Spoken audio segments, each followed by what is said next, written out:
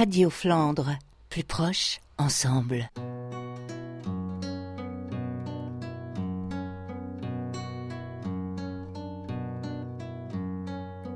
Tonto que no entienda cuánto una leyenda Canambra gitana con la luna hasta el amanecer llorando pedía al llegar el día de esposar un calé. Salut les amateurs de musique, vous êtes sur Radio Flandre dans l'émission Vlam Session, épisode 14. Nous sommes à Saint-Sylvestre-Capelle, tout près de Cassel, et nous sommes actuellement en plein cœur de la campagne, au bout d'une impasse. Bonjour Dominique. Bonjour Jimmy. Alors, qui es-tu ? Alors moi je m'appelle Dominique, comme tu l'as très bien dit. J'habite ici depuis 30 ans. Et j'ai fait cet estaminet il y a à peu près 12 ans. Ça fait ma 12e année cette année. Je suis... tu voulais que je parle de ce que je faisais avant et de ma vie professionnelle. Oui, alors quel est ton parcours professionnel ? Voilà, bien alors sûr. mon parcours... Alors oui, j'ai pas parlé de mon âge. Ben voilà, je suis dans ma 60e année et je le fête avec plaisir. C'est 60 ans bientôt, en mois de juin. Avis aux amateurs de cadeaux, vous pouvez venir. Pas de problème. Alors oui, ma vie d'avant, en fait, j'ai eu 5 enfants. D'accord. Et j'étais à la maison, je n'ai pas eu de carrière professionnelle. Waouh. Okay. Voilà, j'étais mère de famille et j'ai adoré être mère de famille et j'ai adoré ma vie. Voilà, j'ai toujours adoré ma vie.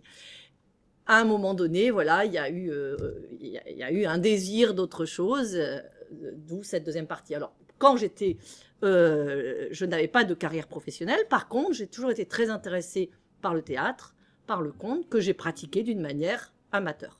Voilà, j'ai pratiqué le théâtre quelques années, puis après je me suis dirigée vers le conte, que j'ai pratiqué une dizaine d'années en amateur bien sûr, mais voilà, avec pas mal de petits spectacles quand même. Alors cette émission est consacrée à la musique. Oui. Est-ce que par hasard tu es musicienne ?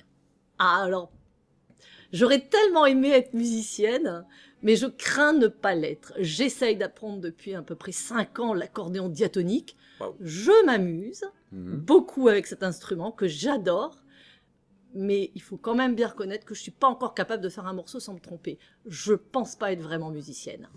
Alors avant de parler de ton estaminet, c'est un lieu de concert. Est-ce que tu étais habitué des concerts ? Oui, en fait, on a toujours été habitués, mon mari et moi, non, pas seulement que des concerts d'ailleurs, les concerts ça faisait partie, mais disons beaucoup aussi de spectacles, d'une manière générale, tout spectacle, les petites formes théâtrales, les petites formes, on a adoré le théâtre de rue, et vraiment on en faisait beaucoup, et on continue à en faire beaucoup, surtout mon mari. Eh bien, on va en profiter pour continuer en musique. Après avoir écouté Sarah Robato en introduction, on va s'écouter Lily Lucas qui passera le 2 juin ici. À tout de suite. C'est beau, la jeunesse, cœur curieux, cherche imprévu, cerveau, open space, l'avenir à perte de vue. Pas encore 20 berges et j'habite depuis 3 mois dans une chambre d'auberge de jeunesse à côté de moi. Il y a le lit de Marianne, ma meilleure copine qui partage mon mal de crâne. Pourquoi tant de whisky ? Pourquoi tant de whisky ? Bientôt 20 balais et le moral est pas au top. J'arrête pas de râler, personne ne veut nous prendre en stop. C'est que l'Irlande s'amouille, quelqu'un s'arrête at last. On a le cul bordé de nouilles, il va jusqu'à Belfast, il va jusqu'à Belfast. C'est beau, la jeunesse, cœur curieux, cherche imprévu, roule à toute vitesse, pas le temps d'admirer la vue. On est de retour sur Radio Flandre dans l'émission Vlam Session avec Domi de l'Estaminet, des mots à la bouche. Et on va donc parler maintenant de l'Estaminet, mais tu disais en introduction que cela fait 12 ans que vous avez créé cet Estaminet, que ça fait 30 ans que vous habitez ici. Quelle est l'origine de cet Estaminet ? Oh ben c'est très simple, je t'ai expliqué que en fait ma vie professionnelle se résumait à avoir élevé mes enfants et à un moment donné j'ai eu envie de travailler, d'avoir entre guillemets, voilà, les enfants étaient grands et j'ai eu envie de faire quelque chose. C'est bête à dire, mais en fait, je voyais vraiment pas dans quoi d'autre travailler. Et il y avait du potentiel à la maison. Ça, c'est sûr qu'il y avait, voilà, ce bâtiment ici. Moi, ça fait très longtemps que je me disais que je faisais des plans dans ma tête en me disant on pourrait faire quelque chose, un lieu. Alors, au départ, j'étais plutôt partie sur peut-être une librairie déco, une librairie bar, une librairie, voilà. Et puis après, je me suis dit, voilà, librairie ici, dans le coin, enfin, voilà. Et puis petit à petit, il y avait des pôles d'intérêt, bien sûr, et la culture en était un, hein, la musique, les spectacles, etc., en était un. Et du coup, ben voilà, je suis partie un petit peu, il fallait cadrer les choses, il fallait mettre dans une petite boîte. Donc le mot estaminet me convenait parce que estaminet, ça a un côté très convivial, rassembleur. Donc le mot estaminet, j'aimais bien, ça a ressorti. Et par contre, que je programmais, en fait au départ, quand j'ai commencé à programmer, je programmais vraiment que le vendredi, certains vendredis. Et c'était vraiment plus du conte et quelques petits concerts. Voilà, au départ, c'était ça. Alors toi qui est littéraire... On pourrait... Non, c'est pas vraiment littéraire. Pas vraiment littéraire. Les copines littéraires, ils vont. Ouais. Non, je suis pas vraiment littéraire. Non, pas vraiment. J'adore le texte, j'adore voilà, mais. T'adores les mots. J'adore les mots, voilà. Et donc je pourquoi t'as appelé ton estaminet des mots à la bouche? Eh ben un petit peu à cause de ça, parce que j'aime les mots. Comme je te l'ai dit, j'ai fait pas mal de contes en amateur. Du coup, les mots. Voilà, les mots m'arrivent facilement, c'est un petit peu comme une source comme ça, j'ai toujours envie de dire des choses. Et je savais que de toute manière, quoi qu'il arrive, ça serait porté sur l'échange, sur les mots, mais surtout le partage d'émotions, tout ça. Voilà, donc les mots à la bouche, franchement, je me suis réveillée un matin, j'étais partie sur un autre mot, un autre nom pour l'estaminet, c'était l'écho du ventre, qui mêlait l'écho et le ventre, voilà. Ouais. Et en fait, un matin, je me suis réveillée et je me suis dit, mais c'est bien sûr des mots à la bouche. Voilà. Et là, après, et je ne le regrette absolument pas parce que je trouve que c'est assez révélateur de ce que ça peut être. Donc, on peut dire que le premier concept de l'estaminet il y a 12 ans, c'était plutôt un café-théâtre. Oui, si tu veux, c'était un café, un estaminet où est-ce qu'on pouvait manger. Ça a toujours été comme ça parce que je ne peux pas, j'imagine pas un endroit convivial sans manger. Hein, voilà. Alors, par contre, au début, c'était très très simple parce que je faisais de la soupe et c'était une planche. Voilà. Et puis un petit dessert. Voilà. Au départ, ça a vraiment tourné comme ça. Et le vendredi, je recevais, comme je te l'ai dit, plutôt du conte, parce que c'était mon univers. Et puis petit à petit, ça a glissé vers le concert. Aujourd'hui, là, 12 ans après, je programme beaucoup. Je propose beaucoup.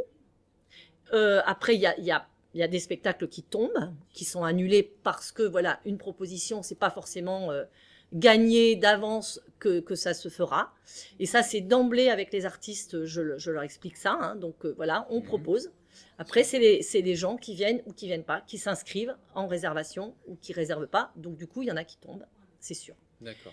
Et là, aujourd'hui, je programme, on va dire 90% de ma programmation est musicale. D'accord. Comment tu fonctionnes? Tu passes par de la réservation? Que de la réservation? Que de la réservation. T'as combien de places ici, Je ne sais pas faire autrement. J'ai 50 maxi. D'accord. 50, ça c'est vraiment, on va dire, place assise, mais il faudrait que vraiment que la table de 6, il y ait 6 personnes et pas 5. Enfin, voilà, tu vois. Donc on est plutôt entre 40 et 45. Et évidemment, il y a eu une petite baisse avec le Covid. Les gens n'ont pas forcément tous repris leurs habitudes. Et du coup, là, moi, j'estime que quand je suis à 40, je suis déjà très, très contente. Alors, on parle du contenu de l'estaminet, mais il y a quand même, si on laisse la musique un peu de côté, il y a le cadre. Et là, j'ai bien envie de faire une parenthèse qui ne va pas parler musique, mais qui va parler du côté artistique que vous avez mis en place. Bien sûr. On est si on va dire, on remonte 12 ans en arrière. Est-ce que la décoration, qui est magnifique, j'ai vu avant de venir ici un commentaire qui disait on a l'impression de rentrer dans le terrier du lapin dans Alice au Pays des Merveilles. D'où vient cette décoration? Alors ça, c'est mon mari qui s'est vraiment investi. Alors au départ, en fait, il n'était pas d'accord avec l'estaminet, etc. Donc c'est moi qui ai porté le projet, c'est moi qui ai fait pas mal de travaux. Par contre, au niveau de la déco, bon, il est peintre, c'est un artiste. Et alors là, franchement, au niveau de la déco, il s'est vraiment, vraiment investi. Complètement. Il a commencé par, voilà, tout au début, en fait, je lui demandais juste quelques idées, et puis voilà, il est parti sur ça. Et globalement, il s'est investi vraiment dans tout ce qui est déco. Tout ce qui est déco, c'est Philippe. Les tableaux également sur les murs, qui amènent beaucoup de chaleur, qui voient aussi. C'est une harmonie. Je pense que c'est vraiment très harmonieux. Et en fait, au début, je me rendais compte, parce que bon, voilà, c'est mon mari quand même. On a 40 ans de mariage. Bravo. Donc c'est pas toujours facile. Oh bah bravo. Je dirais pas ça, mais il faut le faire quand même. Et puis c'est pas toujours simple. Mais en fait, franchement, dans s'estaminet, parce que c'est son esprit, mais c'est le mien aussi. Et je sens cette harmonie-là. Voilà. Et ça me fait du bien. Alors bien sûr, je lui ai donné, globalement, ça a été mon artiste. Je lui ai demandé des couleurs. Enfin voilà, j'étais un petit peu... ce que je voulais garder, les couleurs que j'aimais, voilà. Mais bon, voilà, tout ce plafond, les murs, les dégradés sur les murs, pour lui, c'est un jeu d'enfant. Il m'a fait des trucs, mais vraiment, vraiment très très beaux. Et du coup, ça donne beaucoup de chaleur. Et franchement, je dois dire une chose, au bout de 12 ans, à chaque fois que je regarde, quel que soit l'endroit où je regarde dans ces estaminets, je me dis, putain que c'est beau. Voilà. Et pourtant, j'y suis. Et tout le temps. Alors, on reparle un petit peu des débuts, donc on ferme un petit peu la parenthèse artistique. On va parler un petit peu du fonctionnement de l'estaminet quand même, parce que c'est pas rien. Un estaminet, c'est pas que des prestations, c'est aussi ta prestation et la prestation de ton mari, cette prestation de couple, parce qu'on est quand même dans un estaminet, on est chez les gens. Comment tu fonctionnes le soir quand tu ouvres? Bon, alors, je fais maintenant, je redis, Philippe, donc mon mari, s'est beaucoup investi dans la déco, mais après, tout le reste, je suis toute seule. D'accord. Voilà, il ne fait absolument rien d'autre. D'accord. Au début, quelquefois, il m'a donné un petit coup de main, mais en fait, il se trouve qu'il n'est pas capable de prendre une commande, il oublie tout systématiquement. Donc, je lui dis, écoute, c'est pas grave, viens regarder les spectacles, ça ira très bien. Donc, j'ai quelqu'un qui m'aide. Ah, d'accord. Voilà, le soir au service. Okay. Donc, c'est Vivi, que je salue et que j'adore, Vivi, et qui est très, Vivi. Très efficace, ma Vivi. Mais Philippe, il vient pour regarder le spectacle quand il n'y en a pas un autre qui a envie d'aller voir ailleurs. Tu me demandais mes prestations, donc c'est surtout la cuisine. Alors là, je suis très très honnête. Il faut dire qu'en fait, c'est à peu près la chose que j'aime le moins faire. La cuisine. Je ne suis pas une cuisinière. Je ne suis surtout pas une restauratrice. Je fais à manger pour les gens. Pour qu'ils aient quelque chose de bon et pour donner cette idée de convivialité. Parce que voilà, comme une maman peut inviter ses enfants. Et vraiment, je crois que c'est un petit peu ça. Moi, je pense souvent, quand je fais la cuisine, je pense à telle ou telle personne. Si quelqu'un est végétarien, je dis, je vais lui faire ça. Attention, là, elle est allergique au gluten. Voilà, donc je fais gaffe. Mais voilà, en aucun cas, je suis restauratrice ni cuisinière. Donc, je fais une cuisine de maman. Voilà, mais ça me prend la journée quand même. Donc c'est un vrai estaminet. C'est un vrai... Enfin, je trouve que c'est un vrai estaminet. C'est un vrai estaminet. Oui. Tu ne fais pas de la grande cuisine, mais tu fais à manger comme à la maison. Exactement, c'est ça. Alors maintenant, on va parler un peu on va revenir à la musique. Vous avez des prestations régulières. Vous ouvrez le vendredi et le samedi soir. Comment tu organises ta programmation? Alors ça, c'est une question qu'on me demande souvent parce qu'il se trouve que voilà, au fur et à mesure, en fait, c'est passé le système de réseau. Tout comme pour le public, c'est des réseaux, c'est des gens qui sont venus, c'est vraiment du bouche à oreille. C'est le bouche à oreille pour le public. Je fais vraiment peu de publicité, parce que j'oublie tout le temps mes fly, voilà. Mais les gens se le disent, les gens s'en parlent, les gens ramènent des copains parce que disent ah ouais ça va plaire à telle personne. Et pour les artistes, c'est exactement la même chose. C'est-à-dire que voilà, un jour il y a tel chanteur qui est venu, il en a parlé, il a envoyé un petit truc sur Facebook, etc. Et du coup après j'ai d'autres. Par exemple, je peux prendre l'exemple de la première fois que j'ai fait du jazz. Oui. Donc c'était tout à l'heure je parlais en fait c'était Navez, c'est Eric Navez qui accompagnait une conteuse. Donc voilà pourquoi et puis il m'a dit ben voilà moi je fais ça, je fais des compos de jazz, etc. Et du coup je dis ben Banco vas-y viens. Moi je ne connais rien au jazz, mais vraiment rien, c'était à peu près. Et en fait voilà je me suis laissée embarquer dans ce jazz, j'ai appris parce que ici j'apprends énormément à écouter. Les gens écoutent, hein. Ça c'est une spécificité de cet endroit, c'est-à-dire que c'est pas du tout comme à Lille dans les trucs où est-ce que les gens non, ici dès le départ j'ai imposé le silence quand il y a le concert. C'est-à-dire que c'est vraiment un concert et je ne sers jamais. Je ne sers rien pendant le concert. Ah oui. Je ne bouge pas, je m'assois, Vivi pareil, on est là et on écoute le concert tout le temps. Tu es vraiment sur une prestation de concert. Enfin, t'es vraiment sans interaction avec l'artiste. Ah non, sans interaction. Moi, s'il me demande un verre d'eau, je vais lui donner un verre d'eau. Mais voilà. Mais c'est parce qu'en fait, c'est vraiment un concert. Il y a une première partie, une deuxième partie. Alors, comment les artistes viennent à toi? Comment tu gères ta programmation? Voilà, alors je ne sais pas finalement si ça a été enregistré quand je parlais de réseau du public, mais en fait, pour les artistes, c'est pareil. D'accord. Un artiste amène un autre artiste, etc. Voilà. Et donc, en fait, il me téléphone. D'accord. Moi, je n'ai rien à leur donner. Ouais. Je ne peux même pas leur assurer d'avoir vraiment du monde. Je ne sais pas les réservations. Je ne sais pas ce qu'il va y avoir dans le chapeau parce que toutes les prestations sont au chapeau. Ouais. Donc, je ne sais pas ce qu'il y a dans le chapeau. Je ne sais rien. Ils acceptent simplement parce que quelqu'un leur a dit, écoute, vas-y, c'est chouette, c'est un endroit sympa. Voilà. Donc, c'est comme ça. En fait, ils m'appellent. Après, évidemment, il y a des moments où je suis assaillie, surtout par exemple en ce moment où il y a une diminution après le Covid, on sent qu'il y a quand même une difficulté pour certains artistes à se produire, donc j'ai beaucoup de demandes. Il faut que je choisisse. D'accord. Ça c'est toujours difficile pour moi. Bah oui. Alors bien sûr j'ai tendance à choisir par rapport à mes goûts. Ouais. Je veux rester quelque chose d'éclectique parce que voilà, moi mon public, il y en a qui aiment ça, il y en a qui aiment ça. En fait, je choisis un peu avec tout ça, en fait, tous ces éléments-là. Je me dis bon, c'est vrai que là, ça fait longtemps que j'ai pas eu de blues, par exemple. Bah, ça serait bien d'avoir un artiste de blues. Là, ça serait bien aussi d'avoir autre chose. Je veux avoir une programmation éclectique. Tu parlais justement de blues, de jazz. Ouais.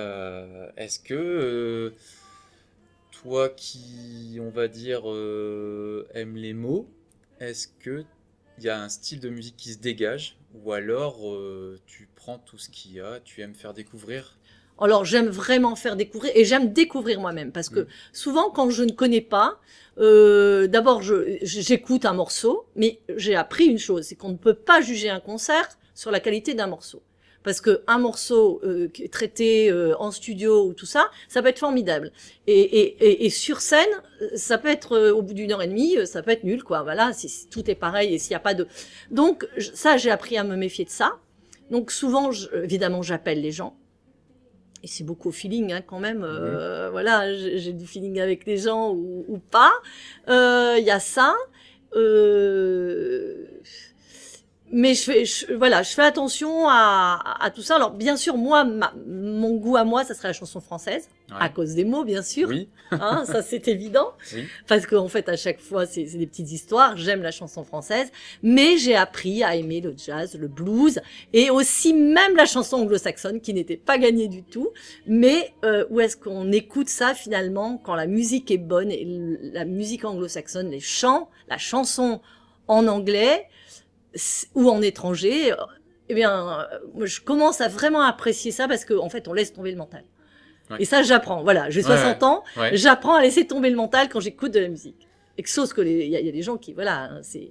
Donc, du coup, je sais pas si ça change ma programmation parce que, mais un peu quand même peut-être. J'accepte des choses.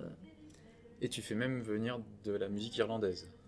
Ah oui, alors ça, c'est la musique trad. Ouais. Alors ça aussi, j'ai adoré tout de Ouais. suite en fait. Hein. Ouais. Ça fait longtemps que j'ai du T'as folk. reconnu Hein. un côté proche de la musique flamande ou... Oh non, alors franchement, la musique, ouais, si je suis pas contre la musique flamande, mais la musique trad, oui, l'irlandais, Ouais. ouais, mais j'adore la musique irlandaise, mais Ouais. j'adore la musique bretonne et la musique écossaise, enfin, voilà, le trad, j'aime beaucoup, mais je veux pas non plus faire un repère de musique trad ici. D'accord. Voilà, il faut que ça soit avec plein d'autres choses. Donc on reste dans l'éclectique. Tout à fait. Est-ce que, d'une certaine manière, tu choisis, parce que tu as quand même de la chance d'avoir des demandes, Ouais. est-ce que tu choisis par rapport au public ou est-ce que le public vient par rapport à ce que tu choisis? Eh ben moi, je dirais qu'il y a un petit peu des deux. Ouais, Voilà, mon capitaine. d'accord. C'est un peu des deux. Je suis un peu. En tout cas, je ne vais pas me renier moi-même. Ce que je prends, en général, c'est parce que quand même, quelque part, soit j'ai eu un bon feeling avec le gars ou avec la chanteuse, enfin avec la personne qui va venir, et j'ai vraiment envie de le rencontrer ou de la rencontrer parce qu'il y a des choses. Et puis, et quelquefois, je me dis, voilà, par exemple, il y a des mois, sans le faire exprès, je me suis rendu compte que il y avait des mois, il y avait que de la chanson française. C'est stupide. Parce qu'en fait, je fatigue mon public Oui. chanson française. Oui, oui. Alors que il faudrait juste que je le dispatche d'une manière différente Mhm. pour que ça ne les fatigue pas et que j'ai un autre public. Parce que c'est évidemment que c'est pas toujours le même public, ils viennent pas à chaque fois, quoi. D'accord. Donc il y a des gens qui vont venir plus pour le blues, je sais. Il y a des gens qui vont plus la musique trad, ça attire aussi une autre sorte de public et la chanson française et aussi toutes ces autres choses qui peuvent se passer. Et bien justement, on va en profiter à nouveau pour écouter un artiste de ta programmation, Jérémy Bosson, qui passera le 10 juin. Et on revient pour parler concerts et projets. A tout de suite.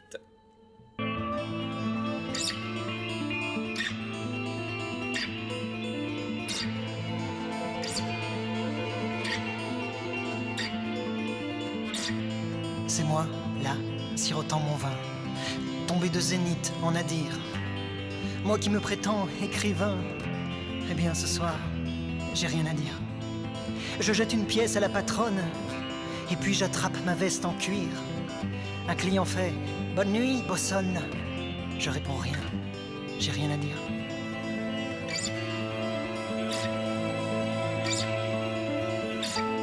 Et je dérive sur les trottoirs. Les réverbères ont d'affreux rires. C'est fou, ce que la nuit devient noire. Putain, quand on n'a rien à dire. Ce n'est pas à coup de silence que l'on se bâtit son empire. Tels sont les mots de ma conscience. Elle parle, et moi, j'ai rien à dire.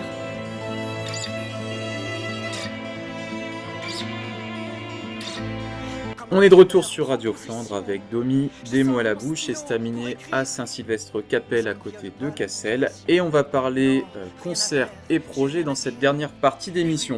Est-ce que tu te souviens du premier concert ? Le premier concert et pas un spectacle. Premier concert. Ah ben alors là, oui, ben je vais vous parler d'un truc.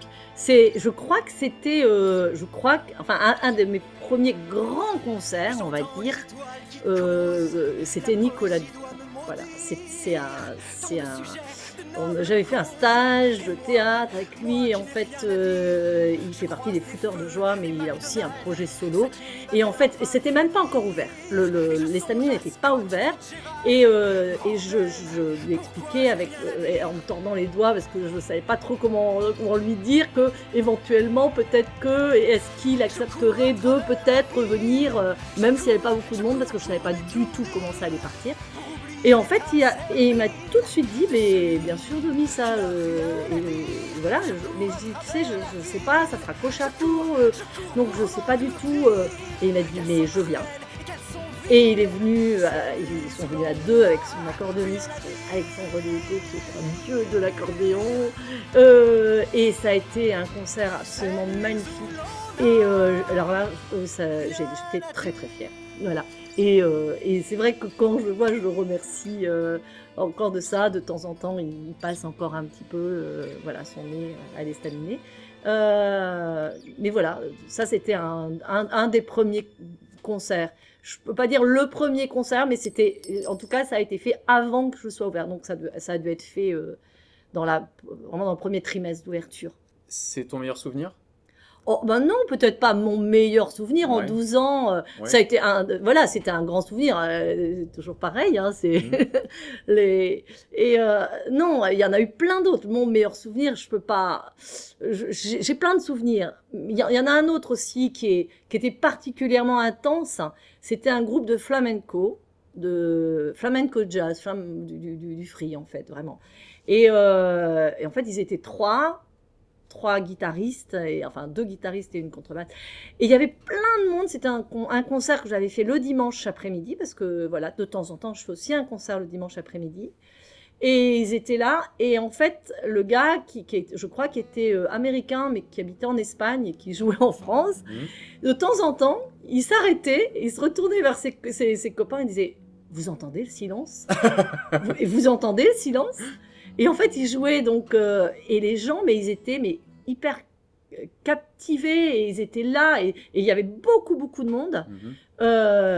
Et ça a été vraiment, ça a été génial. J'ai découvert évidemment le flamenco jazz, en fait, voilà, cette espèce de liberté aussi, mais avec cette connotation très flamenco.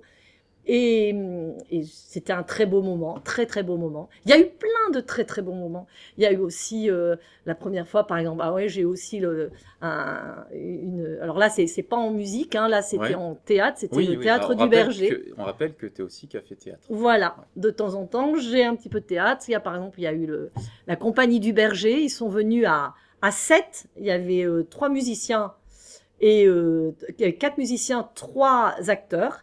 Sur Dialogue d'exilés de Bertolt Brecht. Ouais. Là aussi, ça a été un moment magnifique. Ils sont arrivés, ils avaient un super gros camion à 7. Ils ne savaient pas comment ils allaient être payés. Hein. Je veux dire, là, c'est toujours le même truc. Hein. Ouais. Ils venaient d'Amiens. Ils ont installé, mais ils ont transformé complètement l'estaminet. Et ils ont mis leur caisse de bière, leur truc et tout. Et puis, alors, c'était magique. Ouais. Et alors, évidemment, avec ça, c'est une énorme générosité. Hein. Pour moi, je le prends toujours comme un cadeau. C'est ce que je dis en général aux gens. Je dis, mais c'est un cadeau que vous me faites de venir et de tout donner. Hein, parce que c'est ça, les artistes. Hein, en fait. Et puis, d'un autre côté, ils ne peuvent pas se permettre de faire à moitié les choses. Bien sûr, ouais. Donc, ils donnent tout. C'est une énorme générosité. Et puis, du coup, moi, il faut que je me montre à la hauteur et que voilà. Donc, ça, c'était un très bon moment. Très, très bon moment. Après, il y a eu Studio Valentin, là, qui va de toute manière repasser. Oui. Ça, c'est le théâtre de l'Oklahoma avec Olivier Chantraine. Ils sont venus avec une pièce de Tchekhov. Ils sont venus, et là, il revient avec un truc qui s'appelle le Studio Valentin, qui est toujours un peu musical, hein, mine de rien. Hein. Il y a toujours un peu de musique, un peu de chansons. Mais c'est très drôle, c'est burlesque, c'est vraiment super. Et je vais en profiter pour dire la date. Hein. Le Studio Valentin, ça sera le 17 juin. Voilà. D'accord. Voilà. Et alors, au niveau des concerts, des très bons moments. T'as des concerts qui arrivent là ouais, plein. Ouais. Alors, est-ce que tu peux un peu nous parler de des news et un peu des projets à venir là? Alors, ce week-end, j'ai un concert, c'est complet. La semaine d'après, j'ai notamment, par exemple, j'ai un dimanche après-midi, le dimanche 8 mai. Oui, alors on rappelle que l'émission passe le 16 mai, oui, donc, mais que là actuellement nous sommes le 27 avril. Donc voilà, donc il y aura Sarcle. Mais donc, on fera un petit peu de pub avant l'émission. C'est ça. Ouais. Donc ce garçon-là qui est aussi un cadeau. Hein. Un cadeau, c'est pas du tout quelqu'un de local, c'est pas quelqu'un donc qui est connu en plus ici. Il est connu de la chanson française parce que c'est un immense monsieur de la chanson française. Donc Sarcloré. Et donc voilà, je l'accueille dimanche 8 mai. Après, j'en ai plein. J'ai du jazz manouche avec les minor strings le 18 juin pour l'appel. On a déjà parlé de Lily Lucas, Oui. le 2 juin, on a parlé de Jérémy Bosson, j'ai un super duo aussi de blues, folk, Americana, roots, tout ça, le 24 juin. Et puis, voilà, dans mes projets, je peux dire ça aussi, donc le 7 octobre. Donc ça On sera peut se après. projeter sur cet octobre. Ah, ben oui, parce qu'il y a déjà des Ouais, choses ouais. Pas mal. qui sont programmées. Oui. Et j'ai un gars qui s'appelle Dominique Mass Oui. et qui propose de la grande droguerie poétique. Il fait plein de flacons, de plein de choses. Et en fait, là, on n'est pas dans la musique, on n'est pas dans le théâtre, on n'est pas dans le conte. En fait, ça va être un peu comme une conférence, il va parler non pas de ce qu'il fait mais de sa grande droguerie poétique avec tous ses flacons. Et ça lie la poésie, mais ça lie aussi la philosophie, etc. Donc ça va être un petit peu une bulle à part, ce spectacle-là. Et ça sera le 7 octobre. Eh ben, ça Voilà. donne envie de venir tous les week-ends. Hein. C'est vrai. D'ailleurs, je me demande toujours pourquoi le monde entier n'est pas là tous les C'est week-ends. vrai. Parce que tu peux accueillir que 50 personnes. Bah c'est ça, peut-être. Ouais. Mais il n'y a pas 50 personnes tous les week-ends. Vivement hein. l'été, qu'on Rassurez-vous. puisse aller en terrasse. C'est vrai, ça c'est Parce que très tu as une sympa terrasse, aussi. on l'a pas dit, mais tu as une Oui. terrasse. Oui, avec vue sur le lac de Saint-Sylvestre-Capelle. Bon, on arrive à la fin de l'émission.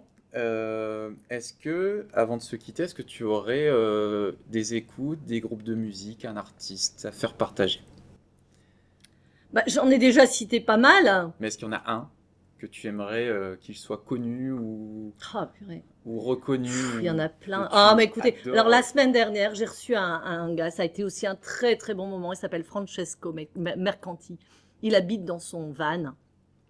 Il fait de la chanson, mais il fait aussi du jonglage, l'acrobatie. C'est plutôt un artiste de rue, mais il est adorable. Et franchement, si vous avez l'occasion de le voir, Francesco Mercanti. Je sais pas si je prononce bien son nom, hein. Son prénom, oui, je pense. Mais... Et en tout cas, c'est un garçon adorable qu'il faut rencontrer. Je crois que j'ai jamais rencontré un homme aussi gentil, voilà, aussi sympathique et en plus, il sait très très bien chanter. Clap de fin. Est-ce que tu as un message pour les auditeurs?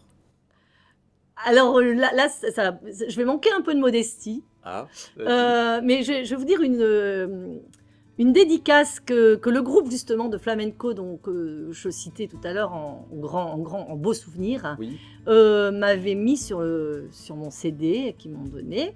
Ils m'ont mis les mots à la bouche. C'est de l'amour, de la poésie et de la politique. Et ça, je trouve que ça résume très très bien l'affaire. Eh bien, on ne rajoutera rien à cette émission parce que c'était le mot de la fin. Merci, Dovi.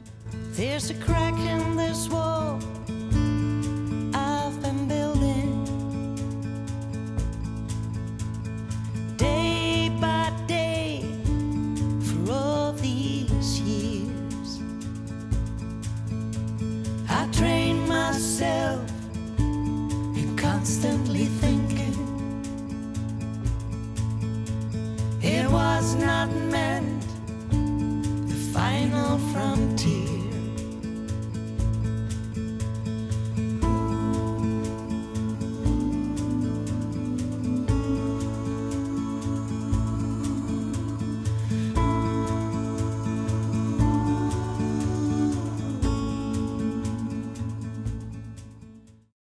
Radio Flandre, plus proche, ensemble.